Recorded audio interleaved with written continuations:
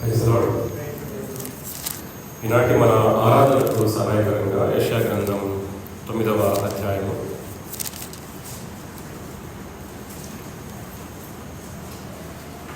6వ వచనాన్ని చదువుకుందాం.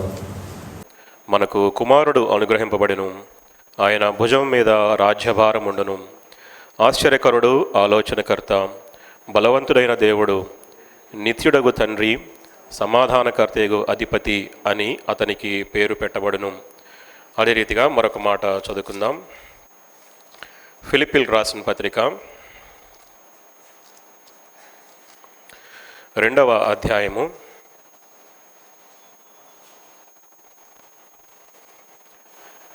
6 నుంచి 8 వచనాలు ఈ రీతిగా వ్రాయబడుతున్నాయి. ఫిలిప్పీలకు రాసిన పత్రిక 2వ అధ్యాయము 6 నుంచి 8 వచనాలు. ఆయన దేవుని స్వరూపము కలిగిన వాడై ఉండి దేవునితో సమానముగా ఉండుట విడిచిపెట్టకూడని భాగ్యమని ఎంచుకొనలేదు గాని మనుష్యుల పోలికగా పుట్టి దాసుని స్వరూపమును ధరించుకొని తన్ను తానే రిక్తునిగా చేసుకొనెను. మరియు ఆయన ఆకారమందు మనుష్యుడిగా కనపడి మరణము పొందినంతగా, అనగా శిలువ మరణం పొందినంతగా విధేయత చూపినవాడై తన్ను తాను తగ్గించుకొనెను. తలలు వంచుకొని కళ్ళు మూసుకున్నట్లయితే చిన్న ప్రార్థన చేసుకుందాం. మహాగణుడవును, మహోన్నతుడవును, పరిశుద్ధుడవును, నిత్య నివాసి అయిన దేవ, ఆశ్చర్యకరుడవును, ఆలోచనకర్తవును, బలవంతుడైన దేవ, నిత్యుడగు తండ్రి, సమాధానకర్తమైన అధిపతివైన దేవ, మరొకసారి నాయన ఈ ఉదయకాల సమయంలో మా ప్రభువా మీ మందిరములో ఈ రీతిగా చేరి మిమ్మల్ని స్తుతించడానికి, మిమ్మల్ని ఘనపరచడానికి మాకు మీరు అనుగ్రహించిన శ్రేష్టమైనటువంటి సమయాన్ని బట్టి నాయన మీకు వేలాది స్తుతులు స్తోత్రాలు చెల్లిస్తూ ఉంటున్నాను మా తండ్రి. ఇంతవరకు మేము పాడినటువంటి పాటల ద్వారా ప్రభువా మిమ్మల్ని మహింపరచడానికి, ఘనపరచడానికి సహాయం చేశారు. వందనాలు చెల్లిస్తూ ఉంటున్నాను మా తండ్రి. ఆరాధన వర్తమానం కొరకు నాయన మీరు సిద్ధపరిచిన లేఖన భాగాలను బట్టి నాయన మీకు స్తోత్రాలు చెల్లిస్తూ ఉంటున్నాను మా తండ్రి. నాయన మీరేమై ఉండేవారో, ఏ రీతిగా మార్చబడ్డారో, ఏ రీతిగా తగ్గించుకున్నారో మరొకసారి మా గమనానికి మీరు తీసుకుని వస్తున్న విధానాన్ని బట్టి నాయన మీకు స్తోత్రాలు చెల్లిస్తుంటున్నాను మా తండ్రి. మాతో మీరు మాట్లాడండి మా ప్రభువా. నాయన మీ సన్నిధిలో నిలవబడిన మీరు జ్ఞాపకం చేసుకోండి. నోటి మాంద్యము, నాలుక మాంద్యము కలిగిన వాడను, ఎటువంటి ప్రయోజనము లేనటువంటి దాసుడను మా ప్రభువా మీ సన్నిధిలో ఒప్పుకుంటున్నాను మా తండ్రి. నా నోటికి మీరు తోడుగా ఉండి మా ప్రభువా మీ నోటికి బోరగా నన్ను వాడుకోవలసిందిగా ప్రార్థన చేస్తుంటున్నాను మా తండ్రి. మీ ఆత్మాభిషేకం కలిగినటువంటి మాటలు మా ప్రభువా నేను పలకటానికి సహాయం చేయండి.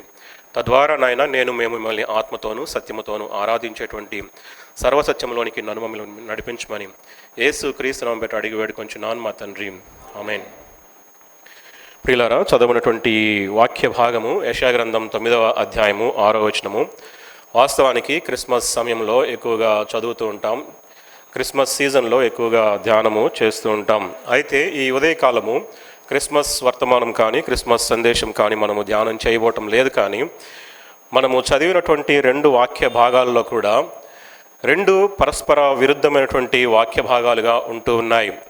9వ అధ్యాయము యెషయా గ్రంథం 6వ వచనంలో ఆయన దైవత్వాన్ని మనము చూస్తూ ఉన్నాము. ఫిలిప్పీలకు రాసిన పత్రిక 2వ అధ్యాయము 6 నుంచి 8 వచనాల్లో ఆయన మానవత్వాన్ని మనము చూస్తూ ఉన్నాం. అంటే ఆయన దేవుడై ఉండి నీ కొరకు నా కొరకు ఆయన మానవుడిగా ఈ లోకానికి వచ్చినట్లుగా మనము చూస్తూ ఉంటున్నాం. ప్రియులారా, యెషయా గ్రంథంలో మనం చదివినటువంటి వాక్య భాగములో అక్కడ కొన్ని గుణలక్షణాలు, దేవుని గుణలక్షణాలు అక్కడ వ్రాయబడి ఉన్నాయి. ఆశ్చర్యకరుడు, ఆలోచనకర్త, బలవంతుడైన దేవుడు, నిత్యుడగు తండ్రి, సమాధానకర్తయగు అధిపతి అని అక్కడ కొన్ని గుణలక్షణాలు మాత్రమే వ్రాయబడి ఉన్నాయి. అయితే మనము లేఖనాలని కనుక పరిశీలించినప్పుడు బైబిల్ గ్రంథములో ఆ దేవునికి ఉన్నటువంటి అనేకమైన గుణలక్షణాలను మనము ధ్యానము చేయవచ్చు.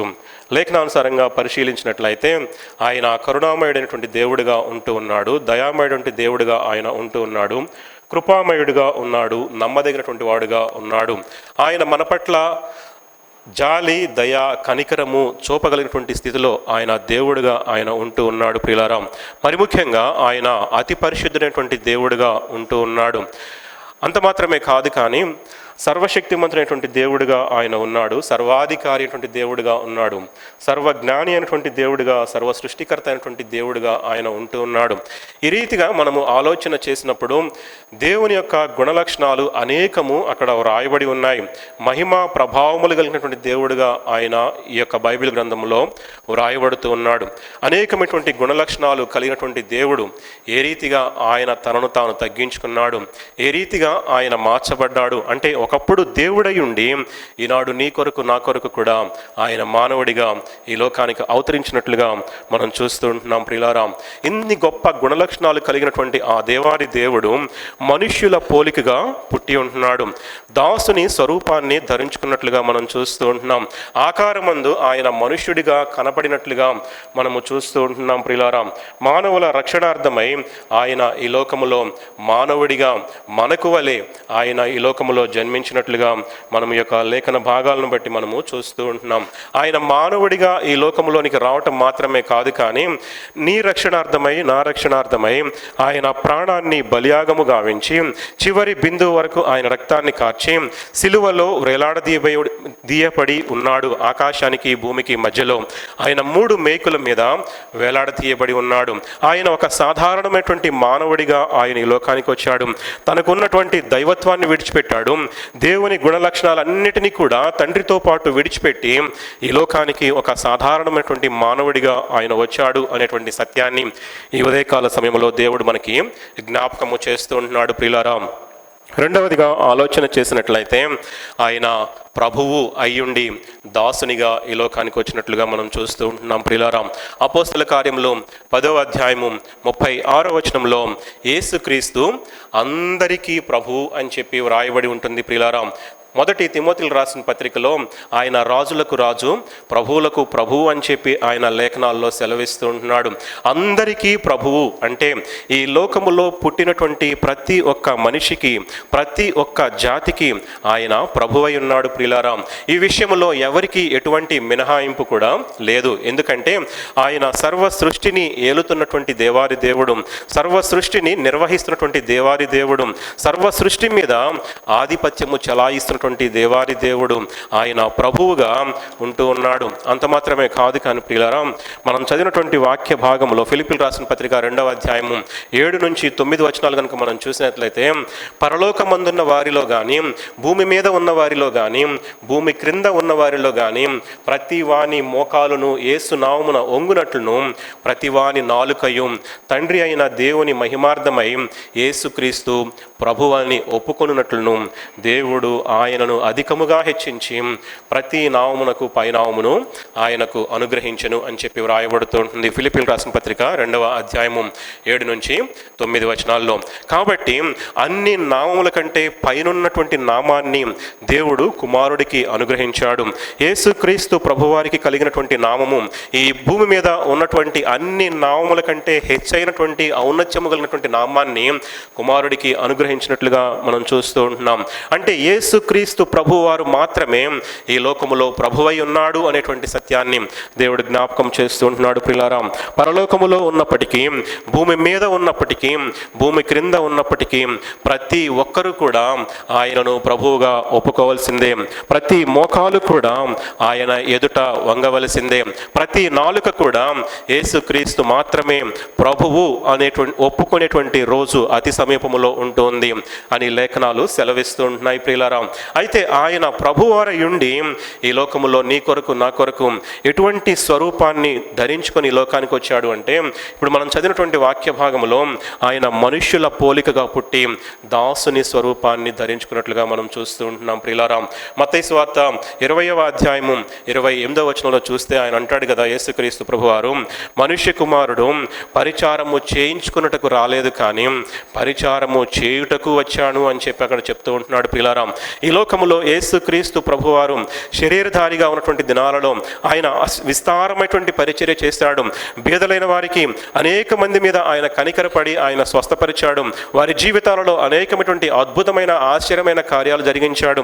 అంత మాత్రమే కాదు కానీ చీకటిలో ఉన్న వారికి వారి జీవితాలలో వెలుగుని నింపినట్లుగా మనం చూస్తూ ఉంటున్నాం.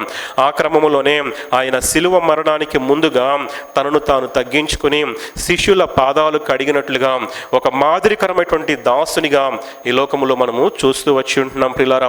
ఈ లోకములో ఆయన జీవించినంత కాలము కూడా ఒక దాసునిలాగా, ఒక పరిచారకుడులాగా జీవించాడు తప్ప ఏనాడు కూడా ఆయన ప్రభు వలె జీవించలేదు.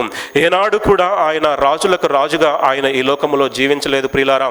కాబట్టి ఆయన ప్రభువై ఉండి దాసుడిగా ఈ లోకానికి వచ్చినట్లుగా లేఖనాలు సెలవిస్తూ ఉంటున్నాయి ప్రియులారా. మూడవదిగా ఆలోచన చేసినట్లయితే ఆయన అదృశ్యుడు అయ్యుండి దృశ్యునిగా ఈ లోకానికి వచ్చినట్లుగా మనం చూస్తూ ఉంటున్నాం ప్రియులారా.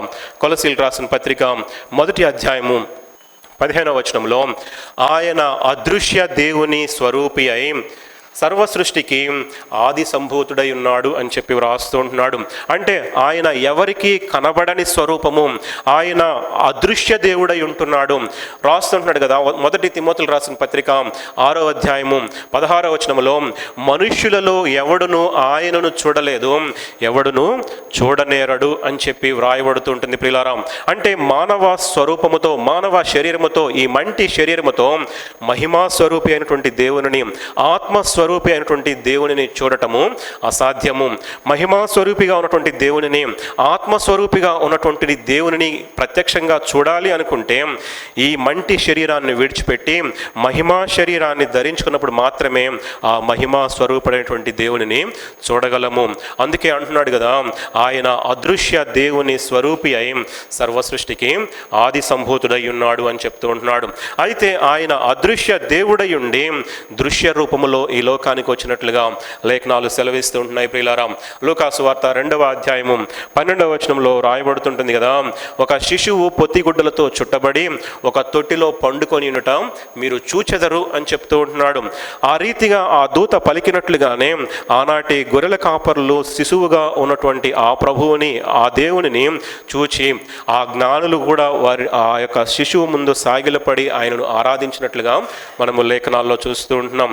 అంటే ఒకప్పుడు అదృశ్యుడైనటువంటి దేవుడు ఈ లోకానికి నిన్ను నన్ను రక్షించడానికి దృశ్య రూపములో శరీరాన్ని ధరించుకొని వచ్చినట్లుగా మనము లేఖనాల్లో చూస్తూ ఉంటున్నాం ప్రియులారా. 4వదిగా ఆలోచన చేసినట్లయితే ఆయన పాపము లేనివాడై ఉండి ఆయన నీ కొరకు నా కొరకు ఆయన పాపముగా చేయబడ్డాడు అనేటువంటి సత్యాన్ని మనకు దేవుడు జ్ఞాపకము చేస్తూ ఉంటున్నాడు ప్రియులారా. 1 పేతురు రాసిన పత్రిక 2వ అధ్యాయము 22వ వచనంలో ఈ రీతిగా వ్రాయబడుతూ ఉంటుంది, ఆయన పాపము చేయలేదు, ఆయన నోటను ఏ కపటమును కనపడలేదు అని చెప్తూ ఉంటున్నాడు. ఆయన వాస్తవానికి నీ కొరకు నా కొరకు ఆయన పాపముగా చేయబడ్డాడు తప్ప ఆయనలో ఎటువంటి పాపము లేదు అని చెప్పి లేఖనాలు సెలవిస్తూ ఉంటున్నాయి. ఆయన నోట ఎటువంటి కపటము లేదు అని చెప్పి లేఖనాలు సెలవిస్తూ ఉంటున్నాయి ప్రియులారా. హెబ్రీ పత్రిక 4వ అధ్యాయము 15వ వచనంలో సమస్త విషయములలోనూ మనవలనే శోధింపబడినను ఆయన పాపము లేనివాడుగా ఉండెను అని చెప్తూ ఉంటున్నాడు. ఆయన ఎటువంటి పాపము లేనటువంటి జీవితాన్ని జీవించాడు అంటే అదే హెబ్రీ పత్రిక 7వ అధ్యాయము 26వ వచనములో ఆయన పరిశుద్ధతకున్నటువంటి గుణలక్షణాలు అక్కడ కనబడుతూ ఉంటున్నాయి. పవిత్రుడును, నిర్దోషియు, నిష్కల్మషుడును, పాపులలో చేరక ప్రత్యేకముగా ఉన్నటువంటి వాడును, ఆకాశ మండలము కంటే మిక్కిలి హెచ్చైనటువంటి దేవుడు అని చెప్పి లేఖనాలు మనకి సెలవిస్తూ ఉంటున్నాయి ప్రియులారా. కాబట్టి ఆయన జీవితంలో కానీ, ఆయన జన్మలో కానీ, ఆయన మరణ పునరుద్ధానలో కానీ ఎటువంటి పాపము లేనటువంటి దేవుడిగా ఆయన ఉంటూ ఉన్నాడు. నాలో పాపమున్నదని మీలో ఎవడు స్థాపింపగలడు అనేటువంటి సవాలుని ఈ లోకానికి విసిరినట్లుగా చూస్తూ ఉంటున్నాం. ఆ సవాలుని స్వీకరించడానికి కానీ, ఆ సవాలుని మరి అప్రూవ్ చేయడానికి కానీ ఈ లోకంలో ఎవరు కూడా ఆ సవాలుని స్వీకరించలేనటువంటి పరిస్థితిలో ఉంటూ ఉన్నారు అని చెప్పి లేఖనాలు మనకి జ్ఞాపకము చేస్తూ ఉంటున్నాయి పిల్లరా. అయితే ఆయన పాపము లేనటువంటి దేవుడై ఉండి నీ కొరకు నా కొరకు ఆయన పాపముగా చేయబడినటువంటిగా మనం చూస్తూ ఉంటున్నాం. పాపమెరుగనటువంటి ఆయన మన కొరకు పాపముగా చేయబడ్డాడని చెప్పి లేఖనాలు సెలవిస్తూ ఉంటున్నాయి ప్రియులారా. 2వ కొరింథీయులకు రాసిన పత్రిక 5వ అధ్యాయము 21వ వచనములో మనం ఆయన యందు దేవుని నీతి అగునట్లు పాపమెరుగని ఆయనను మన కోసము పాపముగా చేసిన అని చెప్పి లేఖనాలు సెలవిస్తూ ఉంటున్నాయి. తండ్రి అయినటువంటి యెహోవా దేవుడు తన ఒక్కగానొక్క కుమారుని, తన అద్వితీయ కుమారుని ఈ లోకములో పుట్టినటువంటి ప్రతి ఒక్కరిని రక్షించడం కొరకు ఏ పాపము ఎరుగినటువంటి దేవుని కుమారుని, ఏ పాపము ఎరిగినటువంటి యేసు క్రీస్తు ప్రభువారిని ఈ లోక పాపమంతటిని కూడా మోసుకొని వెళ్ళిపోయేటువంటి దేవుని గొర్రెపిల్లగా ఈ లోక పాపం అంతటినీ కూడా ఆ కుమారుడి మీద మోపినట్లుగా మనం చూస్తూ ఉంటున్నాం. ఏ పాపము ఎరిగినటువంటి ఆ దేవుడు నీ కొరకు నా కొరకు ఆయన పాపముగా చేయబడినట్లుగా మనం చూస్తూ ఉంటున్నాం. కుమారుడే పాపము చేశాడేమో అన్నట్లుగా ఆ తండ్రి కుమారుని శిక్షించినట్లుగా మనం చూస్తూ ఉంటున్నాం. ప్రియులారా, ఐదవదిగా ఆలోచన చేసినట్లయితే ఆయన ధనవంతుడై ఉండి నీ కొరకు నా కొరకు దారిద్ర్యతని ఈ లోకములో అనుభవించినట్లుగా మనం చూస్తూ ఉంటున్నాం. ప్రియులారా, 2 కొరింథీయులకు రాసిన పత్రిక 8వ అధ్యాయము 9వ వచనములో ఆయన ధనవంతుడై ఉండి మీరు తన దారిద్ర్యము వలన ధనవంతులు కావాలని మీ నిమిత్తము దరిద్రుడాయను అని చెప్తూ ఉంటున్నాడు. ప్రియులారా, ఈ భూమిని ఈ సర్వ సృష్టిని సృష్టించినటువంటి యెహోవా దేవుడు, అంటే ఈ లోకమును భూమియు దాని సంపూర్ణతయు ఈ లోకమున ఉన్న నివాసులందరూ కూడా ఈ లోకములో ఉన్నటువంటి నివాసులన్నీ కూడా యెహోవావే అని కీర్తనాకారుడు సెలవిస్తూ ఉంటున్నాయి. వాస్తవానికి ఆయన శ్రీమంతుడైనటువంటి దేవుడుగా ఆయన ఉంటూ ఉన్నాడు.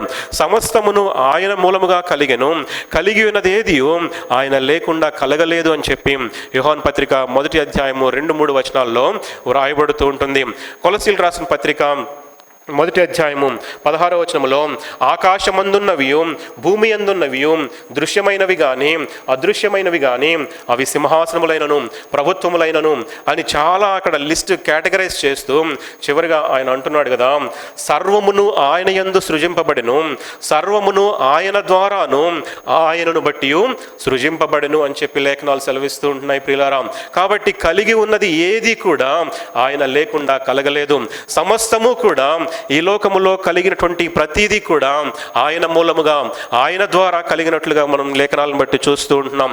అంటే ఈ లోకములో ఆయన సృష్టికర్త అయినటువంటి దేవుడుగా ఉంటూ ఉన్నాడు, తయారు చేసేటువంటి దేవుడుగా ఉంటూ ఉన్నాడు, తయారీదారుగా ఆయన ఉంటూ ఉన్నాడు. కాబట్టి తయారు చేసినటువంటి ఆ వ్యక్తికి ప్రతి ఒక్క దాని మీదగా పేటెంట్ రైట్స్ ఏ రీతిగా ఉంటాయో ఆ రీతిగానే నీ మీద నా మీద కూడా ఆయన హక్కు కలిగినట్లుగా ఉంటూ ఉన్నాడు. ఈ లోకములో కలిగి ఉన్న ప్రతిదీ కూడా ఆయన మూలంగానే కలిగి ఉంది. కాబట్టి ఆయన ధనవంతుడై ఉన్నాడు, ఆయన శ్రీమంతుడై ఉన్నాడు. కానీ నీ కొరకు నా కొరకు ఆయన దారిద్ర్యతను అనుభవించినట్లుగా మనం చూస్తూ ఉంటున్నాం. ఆయన ఎటువంటి దారిద్ర్యతని ఈ లోకములో అనుభవించాడు అంటే, ఆయన జన్మించడానికి కూడా స్థలము లేనటువంటి పరిస్థితి, సత్రము లోపల కూడా ఆయనని పరుండబెట్టడానికి స్థలము లేనటువంటి పరిస్థితిలో ఆయన ఈ లోకములో జన్మించాడు. పరుండబెట్టడానికి కూడా పశువుల తొట్టిలో పరుండబెట్టినట్లుగా మనం చూస్తూ ఉంటున్నాం. ఒక శాస్త్రితో ఆయన చెప్తాడు కదా, నక్కలకు బొరియలను ఆకాశ పక్షులకు నివాసములను కలవు గాని మనుష్య కుమారునికి తలవాల్చుకొనుటకైనను స్థలము లేదు అని చెప్తాడు. ఈ లోకములో ఆయన శరీరధారిగా ఉన్నప్పుడు పన్ను కట్టడానికి కూడా ఆయన ధనములేటువంటి పరిస్థితిలో ఉంటూ ఉన్నాడు. ఒక షెకెలు కానీ ఒక రూకలు కానీ ఆయన దగ్గర లేనటువంటి పరిస్థితిలో ఆయన ఉన్నట్లుగా మనం చూస్తూ ఉంటున్నాం. ఆయన శిష్యులకు చెప్తాడు కదా, వెళ్ళి సముద్రంలో ఒక చేపను పట్టు, ఆ చేప నోరు తెరువు, ఆ నోటిలో షెకెలు దొరుకుతుంది, తీసుకొచ్చి పన్ను కట్టు అని చెప్పి చెప్తూ ఉంటున్నాడు. అయితే ఆ యొక్క మా దేవాది దేవుడు ఈ లోకములో నిన్ను నన్ను ధనవంతునిగా చేయడానికి, ఐశ్వర్యవంతులుగా చేయడానికి, తనకున్నటువంటి సమస్తాన్ని విడిచిపెట్టి, ఆ ధనం అంతటిని విడిచిపెట్టి, వైభవాన్ని విడిచిపెట్టి, తండ్రిని విడిచిపెట్టి నీ కొరకు నా కొరకు ఆయన ఈ లోకములో దారిద్ర్యతని అనుభవించినట్లుగా మనం చూస్తూ ఉంటున్నాం. ప్రియులారా, 6వదిగా ఆలోచన చేసినట్లయితే ఆయన అమరుడై ఉండి నీ కొరకు నా కొరకు ఆయన మరణించినట్లుగా లేఖనాలు సెలవిస్తూ ఉంటున్నాయి. అమర్త్యత కలిగినటువంటి దేవుడు ఆయన, అంటే మరణము లేనటువంటి దేవుడుగా ఆయన ఉంటూ ఉన్నాడు. ప్రియులారా, 1 తిమోతిలకు రాసిన పత్రిక 6వ అధ్యాయము 16వ వచనములో సమీపింపరాని తేజస్సులో ఆయన మాత్రమే వసించుచు అమరత్వము కలిగినటువంటి దేవుడుగా ఆయన ఉంటున్నాడు. అంటే ఆయన నిత్యము జీవించేటువంటి దేవుడుగా ఉంటూ ఉన్నాడు. ఆది కాండములో ఆయన పేరు ఏల్ ఒలాం అని చెప్పి అక్కడ రాయబడుతూ ఉంటుంది. అంటే ఆయన ఎప్పటికీ జీవించి ఉండేటువంటి దేవుడుగా ఆయన ఉంటూ ఉన్నాడు. ప్రకటన గ్రంథం 1వ అధ్యాయం 8వ వచనములో ఆయన అంటున్నాడు కదా, ఆల్ఫయు ఒమేగయు నేనే, వర్తమాన భూత భవిష్యత్ కాలములలో ఉండువాడను నేనే అంటున్నాడు. అక్కడ 18వ వచనంలో కనుక చూసినట్లయితే నేను మొదటివాడను కడపటివాడను ఇక మీదట జీవించువాడను అని చెప్పి అక్కడ రాస్తూ ఉంటున్నాడు. అంటే ఆయన శాశ్వత కాలం మొదలుకొని శాశ్వత కాలం వరకు కూడా ఆయన నిత్యము జీవించేటువంటి దేవుడుగా ఆయన ఉంటూ ఉన్నాడు. ఆయనను మరణము ఏమీ చేయలేటువంటి పరిస్థితిలో ఆయన జీవిస్తూ ఉంటున్నాడు. ఆయన అక్షయుడిగా ఉంటూ ఉన్నాడు, నిత్య అదృశ్యుడైనటువంటి దేవుడుగా ఉంటూ ఉన్నాడు. ఆయన సంవత్సరముల సంఖ్య మితిలేనిదిగా లేఖనాలు సెలవిస్తూ ఉంటున్నాయి. ఆయన యుగయుగములు జీవించినటువంటి దేవారి దేవుడుగా ఆయన ఉండి ఈ లోకానికి ఏ రీతిగా వచ్చాడు అంటే, మనుష్య కుమారుడు అనేకులకు ప్రతిగా తన ప్రాణాన్ని క్రయధనముగా అర్పించడానికి ఈ లోకానికి వచ్చినట్లుగా, మరణించడానికి వచ్చినట్లుగా, తండ్రి చిత్తాన్ని సంపూర్ణంగా నెరవేర్చడానికి ఈ లోకానికి వచ్చినట్లుగా మనం చూస్తూ ఉంటున్నాం. అంటే ఆయన అమరుడై ఉండి మన కొరకు మరణించినటువంటి దేవుడుగా ఆయన ఉంటూ ఉన్నాడు. ప్రియులారా, సిలువలో తనను తాను అర్పించుకున్నాడు. అంటే వాలంటీర్గా తనను తాను ఆ యొక్క సిలువ మీద ప్రాణత్యాగం చేయడానికి అర్పించుకున్నట్లుగా మనము లేఖనాల్లో చూస్తూ ఉంటున్నాం. ప్రియులారా, తన అమూల్యమైన రక్తాన్ని చిందించాడు, తన శరీరాన్ని నలుగొట్టించుకున్నాడు. నీ కొరకు నా కొరకు ఆయన పడరాని పాటలు పడ్డాడు, సిలువ శ్రమలు అనేకము అనుభవించాడు.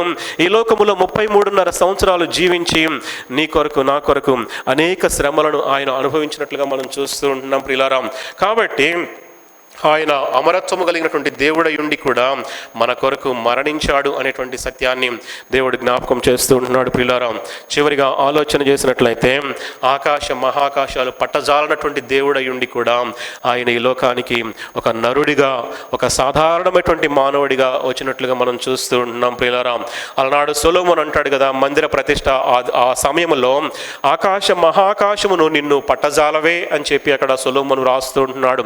ఆకాశము తన సింహాసనముగా, భూమి తన పాదపీఠముగా కలిగినటువంటి దేవుడు. అపోస్తల కార్యములలో 17వ అధ్యాయము 24వ వచనంలో అక్కడ రాయబడుతుంటుంది కదా, జగత్తును అందలి సమస్తమును నిర్మించిన దేవుడు తానే ఆకాశమునకును భూమికిని ప్రభువై ఉన్నందున హస్తకృతములైన ఆలయములలో ఆయన నివసింపడు అనేటువంటి సత్యాన్ని అక్కడ దేవుడు జ్ఞాపకం చేస్తూ ఉంటున్నాడు. అంటే ఆకాశ మహాకాశములు పట్టజాలనటువంటి దేవుడు అయ్యున్నప్పటికీ కూడా ఆయన ఈ లోకములో మన కొరకు నరునిగా ఆయన ఈ లోకానికి వచ్చినట్లుగా మనం చూస్తూ ఉంటున్నాం. 1 తిమోతికి రాసిన పత్రిక 2వ అధ్యాయము 5వ వచనంలో దేవుడొక్కడే, దేవునికిని నరులకును మధ్యవర్తియు ఒక్కడే, ఆయనే క్రీస్తు యేసను నరుడు అని చెప్పి వ్రాయబడుతుంటుంది. ప్రియులారా, కాబట్టి ఆయన దేవారి దేవుడు, ఆయన సంపూర్ణమైనటువంటి మానవుడిగా ఆయన ఉంటున్నాడు, ఆయన సంపూర్ణమైనటువంటి దేవారి దేవుడుగా కూడా ఆయన ఉంటూ ఉన్నాడు. కానీ రక్తమాంసముల్లో ఎందుకు పాలివాడయ్యాడు అని గనక ఆలోచన చేసినట్లయితే, పాపము చేసినటువంటి మనిషి రక్షించబడాలి అంటే ఎటువంటి దోషము కల్మషము లేనటువంటి రక్తము చిందించబడాలి. కానీ దేవుడు మహిమా స్వరూపిగా ఉన్నాడు, శరీరం స్వరూపి కాదు, శరీరాన్ని ధరించుకోలేదు. కానీ పాపము చేసిన మనిషి రక్షించబడాలి అంటే అమూల్యమైన పరిశుద్ధమైన రక్తము చిందించబడాలి. ఆ రక్తము చిందించబడాలి అంటే శరీరములో మాత్రమే సాధ్యము. కాబట్టి ఆయన శరీరాన్ని ధరించుకొని మన కొరకు రక్తాన్ని చిందించి ఆయన ఈ లోకానికి నరునిగా వచ్చి మనకు రక్షణను, విమోచనను అనుగ్రహించినటువంటి దేవుడిగా మనము చూస్తూ ఉంటున్నాం. ప్రియులారా, కాబట్టి 7 విషయాలలో కూడా మొదటి మాటలు దైవత్వాన్ని సూచిస్తూ ఉంటున్నాయి. ఆ 7 మాటలలో 2వ మాటలు దేవుని యొక్క మానవత్వాన్ని సూచిస్తూ ఉంటున్నాయి. ప్రియులారా, కాబట్టి ఆయన దేవుడై ఉండి మన కొరకు మానవుడిగా ఈ లోకానికి వచ్చాడు. ప్రభువై ఉండి రాజులకు రాజుగా, ప్రభువులకు ప్రభువై ఉండి దాసుని స్వరూపాన్ని ధరించుకొని ఈ లోకానికి వచ్చినట్లుగా మనం చూస్తూ ఉంటున్నాం. ఎవరికి కనబడనటువంటి అదృష్టుడై ఉండి కూడా మానవుడిగా శరీరాన్ని ధరించుకొని దృశ్య రూపములో ఈ లోకములో జీవించినట్లుగా మనం చూస్తూ ఉంటున్నాం. ఆయన ఏ పాపము ఎరుగనటువంటి దేవారి దేవుడు, అతి పరిశుద్ధుడై ఉన్నప్పటికీ కూడా ఒక సాధారణమైనటువంటి పాపిగా ఈ లోకములో చేయబడ్డాడు అనేటువంటి సత్యాన్ని దేవుడు జ్ఞాపకము చేస్తూ ఉంటున్నాడు. ఆయన వాస్తవానికి శ్రీమంతుడై ఉన్నాడు, ధనవంతుడై ఉన్నాడు. కానీ ఈ లోకములో మన రక్షణార్థమై ఆయన దారిద్ర్యతను అనుభవించినట్లుగా మనం చూస్తూ ఉంటున్నాం. మరణము ఆయన దరిదాపుల్లోకి కూడా చేరనటువంటి అమరుడై ఉన్నప్పటికీ కూడా ఈ లోకములో ఒక సాధారణమైనటువంటి మానవుడిగా సిలువ మరణం పొందినంతగా తనను తాను తగ్గించుకొని మరణించినట్లుగా మనం చూస్తూ ఉంటున్నాం. ఆకాశ మహాకాశాలు పట్టజాలనటువంటి దేవుడై ఉన్నప్పటికీ కూడా ఒక సాధారణమైనటువంటి నరునిగా, మానవుడిగా ఈ లోకానికి వచ్చాడు. ప్రియులారా, కాబట్టి ఆ దైవత్వాన్ని విడిచిపెట్టి నీ కొరకు నా కొరకు మన రక్షణార్థమై ఆయన ఒక మానవుడిగా ఈ లోకానికి వచ్చాడు అనేటువంటి సత్యాన్ని జ్ఞాపకం చేసుకొని ఆ దేవారి దేవుని ఆత్మతోనూ సత్యముతోనూ ఆరాధిద్దాం. అట్టి కృప, అట్టి దీవెన, అట్టి ధన్యత చేరువచ్చిన మనందరికీ కూడా పరిశుద్ధాత్మ దేవుడు అనుగ్రహించి నడిపించును గాక.